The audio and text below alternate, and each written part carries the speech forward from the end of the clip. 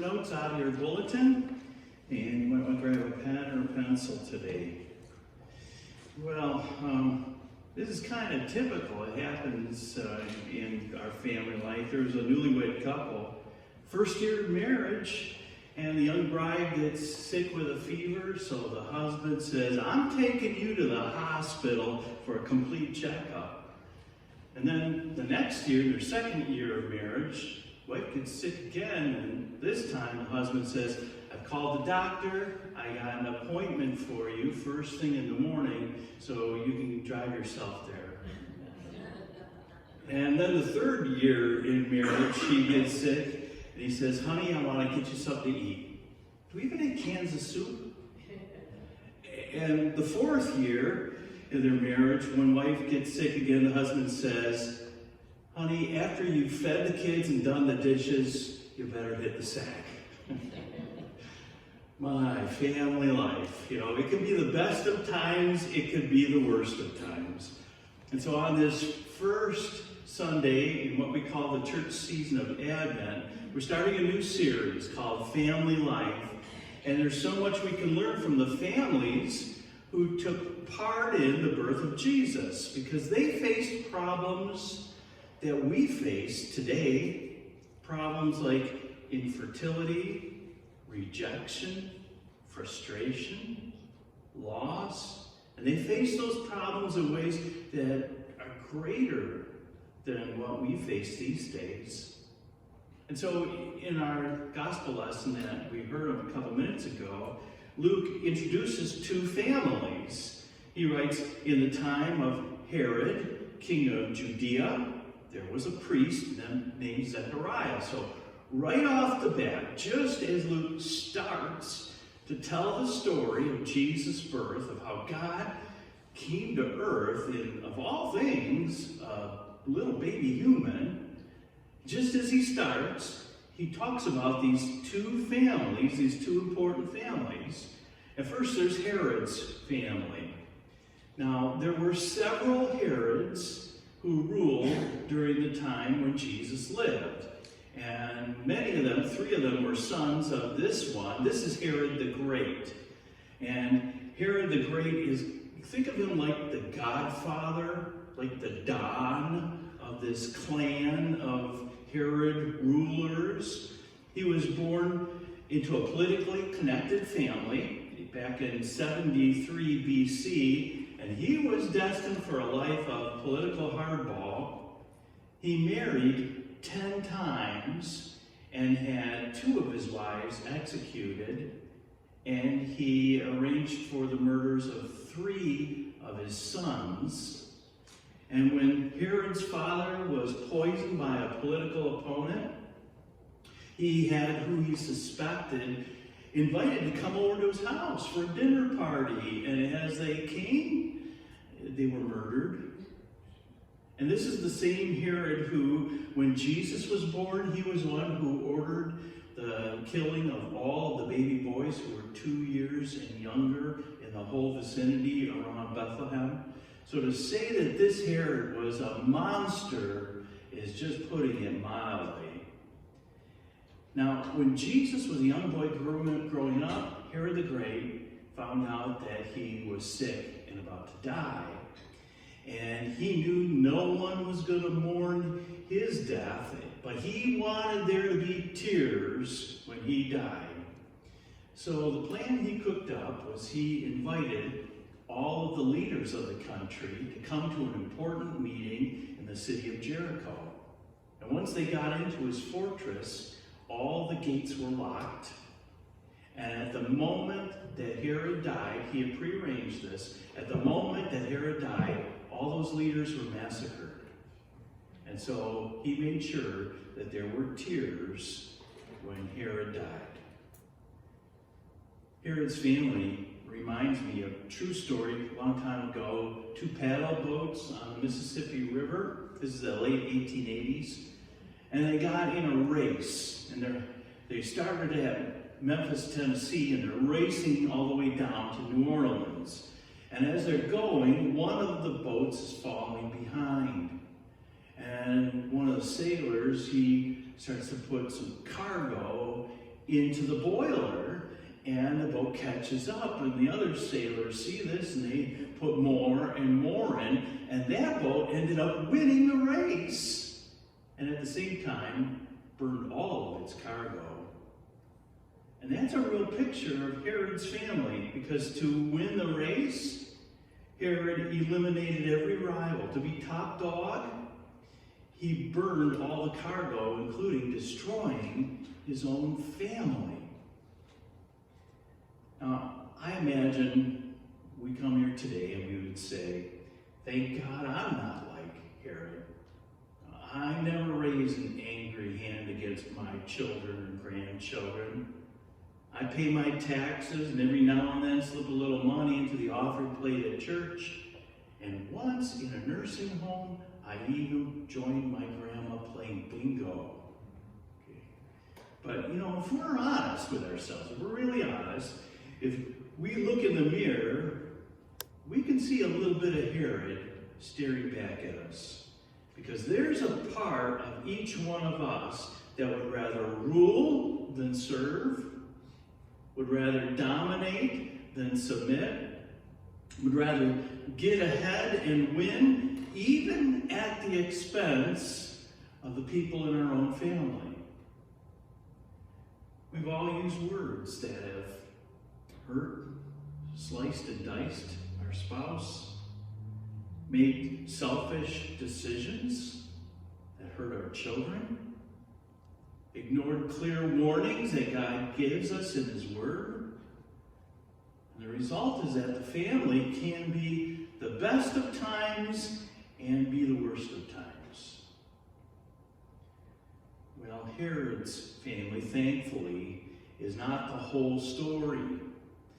Luke mentions another family that's involved in the story of Jesus' birth. He mentions Zechariah's family. And Luke tells us that Zechariah's family, they weren't newlyweds. So in today's world, they would have been like long-time retirees. They would probably have both given up the house and moved in together, taken a room in the local nursing home. He says they had no children because Elizabeth was barren, and they were both well along in years. In Luke chapter 1, verse 25, we heard this too today. Elizabeth described herself, her barrenness, as a disgrace among the people. Because back then, family was everything. You were employed by family. There was no social security. If you needed care in your old age, it was family. So if you had children, you had everything. And in those days, if you had no children, you had nothing. And Zechariah and Elizabeth, they longed for a child. But by then, it's too late. They're too old. That ship had sailed. That train had left the station, and there was no going back. They were both well along in years. You think about it, doesn't the pain of regret hit us the hardest, seem the worst, when we think about our failings with our family life? Maybe you're like Zechariah and Elizabeth, wanting children but not able to. Or maybe you're single, wanting to be married, but that just hasn't happened. Or maybe you're married and it didn't turn out like what you hoped. Like Zechariah and Elizabeth, we can all feel shame. We can feel disgrace, regret, when we think about what's happened in our family life. So that's it, huh? Herod's family destroys itself and leaves a trail of bodies. And Zechariah's family has this unalterable regret and a story, right? No. God intervened. God gave Elizabeth and Zechariah gifts. He gave them the same gifts that He gives to our families. And what are the gifts? First, God's promises never end. You know, the people of Israel, they had three great ancestors. They mentioned them often: Abraham, Isaac, and Jacob. And those three men each had a wife, three of Israel's matriarchs: Sarah, Rebekah, Rachel. All of those three were devastated by childlessness in their lives. And then there was another prominent woman in Bible history, Hannah. She was the mother of the prophet Samuel, and she had been childless too. And all four of them gave their problem, gave their regret, gave their shame over into God's hands, and they prayed. And they trusted that God would do what was best. And in time, each one of their lives, and every one of them, they eventually all had children.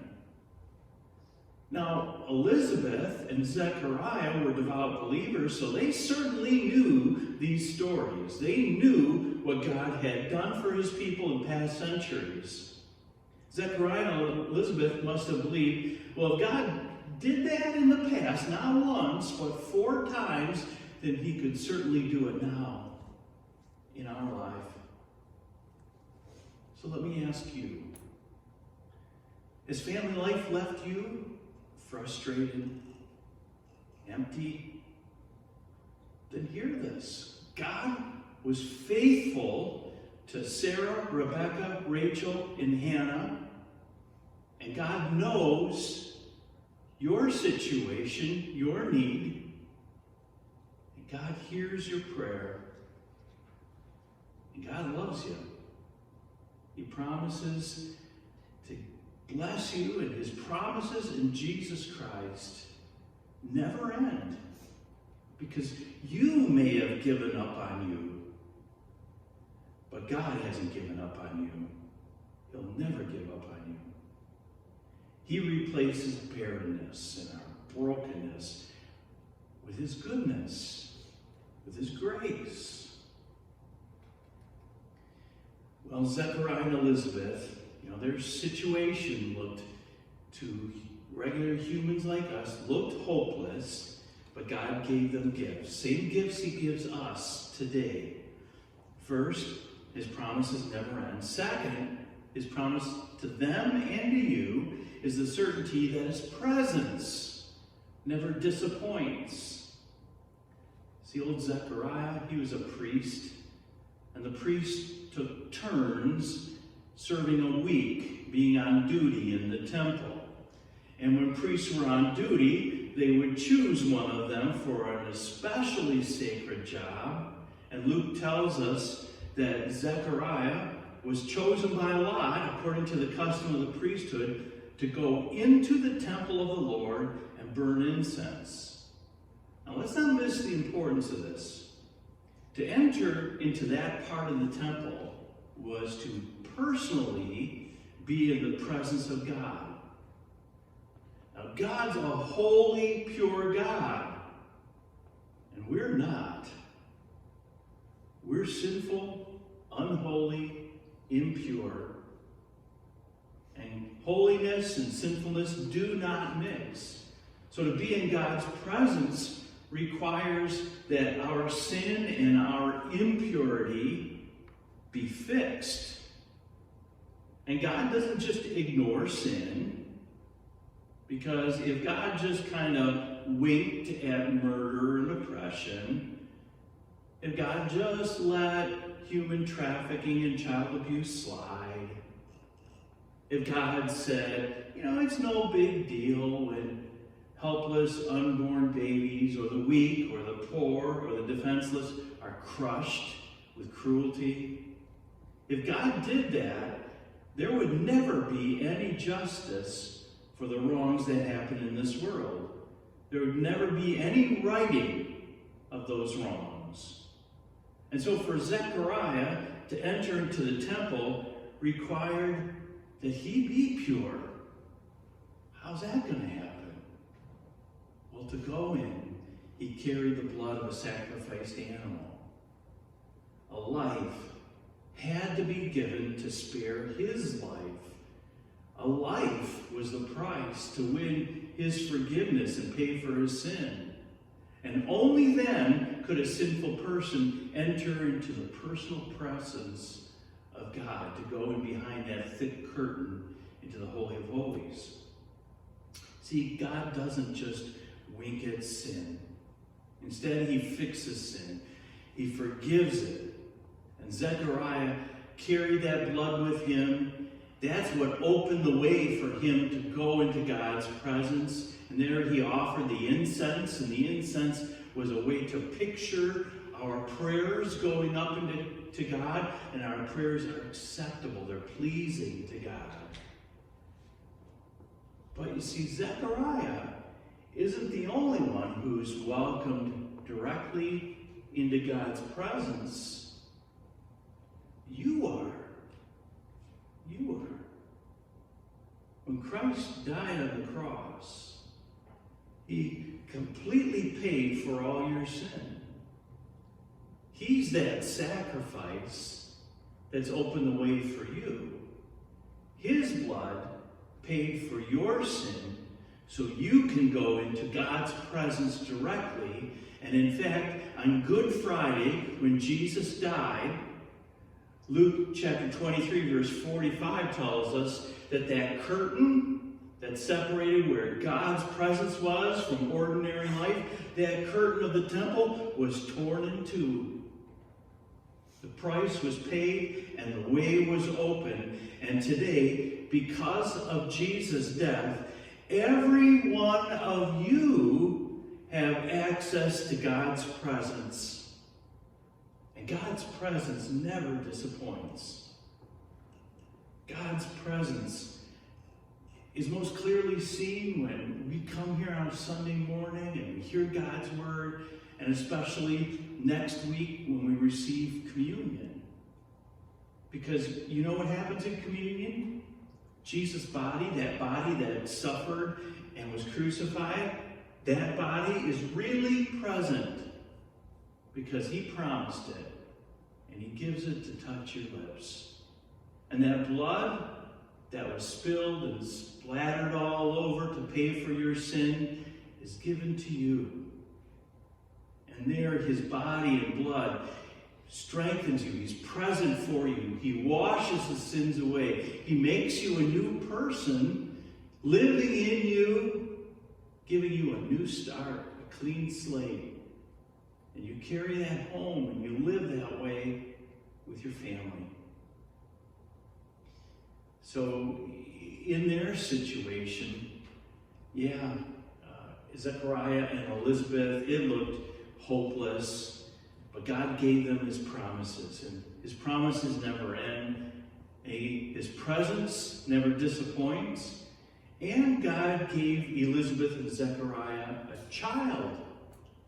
In other words, God's plan never fails. Zechariah and Elizabeth, they had hoped for years for a child, and now they're old. They're in their golden years, and it would be natural if their disappointment would turn to bitterness, But the angel Gabriel comes to Zechariah in the temple, and he says something that is so good it is beyond belief. Now, this wasn't logical, this wasn't reasonable that old folks like them were going to have a child, but you know what? God isn't limited by what's logical and reasonable in our lives. That doesn't stop him a bit. And so God promised a child in their old age, and at first Zechariah didn't believe it, and he couldn't speak, but he came around. Elizabeth believed it right away, and so they believed God. They trusted God's promise. God's word is way more certain and sure than anything we experience, than anything we know. And God's promise is that this child, this baby that they were going to have, would become John the Baptizer. And the angel Gabriel said, and he's going to go before the Lord, come before Jesus comes, go ahead of him, in the spirit and power of Elijah, who was a great, brave, strong prophet. To turn the hearts of the fathers to their children. Let me read that again. To turn the hearts of fathers to their children. So God's plan is to turn our hearts towards home. To replace vengeance and bitterness in our homes with forgiveness and love.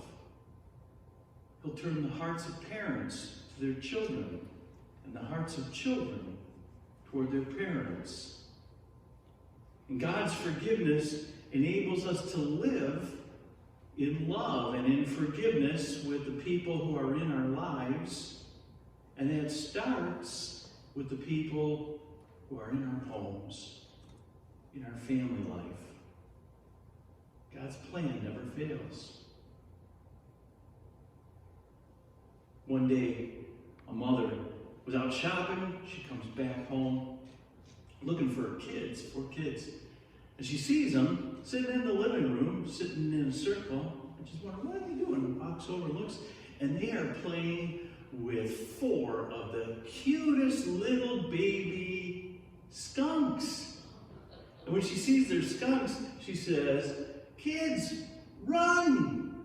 And so, sure enough, they did. But first they picked up each one of their skunk and they started running. And, well, they say after that, things got really stinky. You know, family life can be the best or it can be the worst. And so for you, the next time your family life gets really stinky, don't fly off the handle like Herod, because you could destroy your family. You could lose it all. Instead, trust God's promises, God's presence, and God's plan. Because they're real, and they're alive, and they work. Don't believe me? Just ask Zechariah and Elizabeth. Amen. I invite you to join me in